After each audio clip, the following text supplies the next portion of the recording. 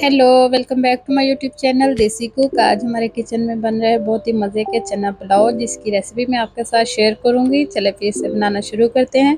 Basmati rice लिए मैंने 2 cup.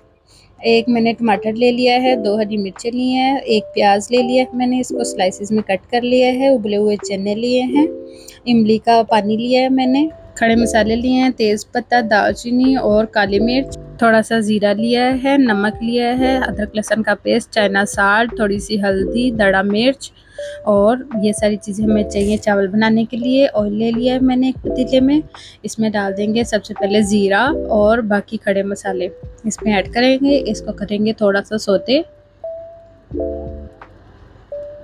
और इसके बाद हम इसमें प्याज डाल देंगे। दरमियाने साइज़ की प्याज लिया मैंने, इसको बारीक कट कर लिया था। इसको मैं थोड़ा सा कलर दूंगी, उसके बाद इसमें थोड़ा सा पानी डाल के और इसका जो है कलर हम निकाल लेंगे। बहुत ही खूबसूरत लाइट सा कलर आता है चावलों पे। अब हम इसमें डाल देंगे टमाटर और हरी मिर्ची।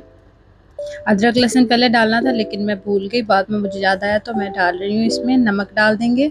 नमक डालने से टमाटर बहुत अच्छे से कुक हो जाते हैं बहुत जल्दी। इसको थोड़ी देर ढक देंगे, तकरीबन 3 से 4 मिनट के लिए। उसके बाद हम इसे जब खोलेंगे टमाटर हमारे अच्छे से कुक हो जाएंगे।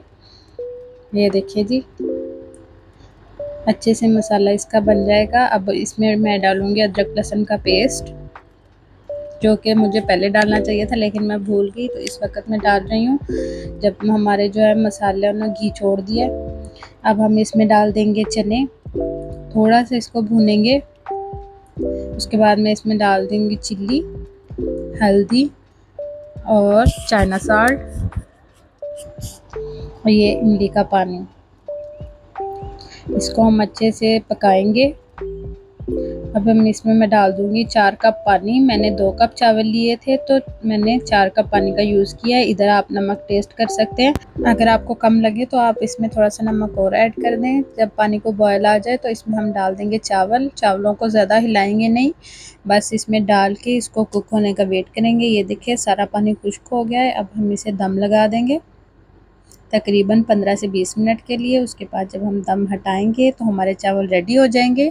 अगर आपको मेरी वीडियो अच्छी लगती है तो मेरे चैनल को सब्सक्राइब करें, मेरी वीडियो को लाइक करें और थोड़ी देर के बाद हम इसे डिश आउट करेंगे। फ़ौरी नहीं हिलाना, नहीं तो चावल नरम होते हैं, वो जल्दी टूट जाते हैं। ये देखिए जी कैसे खिले खिले हमारे चावल बने हैं। एक बार आप मेरे चैनल का ज़रूर विज़िट करें, बहुत ही अच्छी रेसिपी हैं, आपको बहुत पसंद आएंगी। मिलते हैं अगली वीडियो में, तब तक के लिए दुआ में याद रखिएगा। अल्लाह हाफिज़।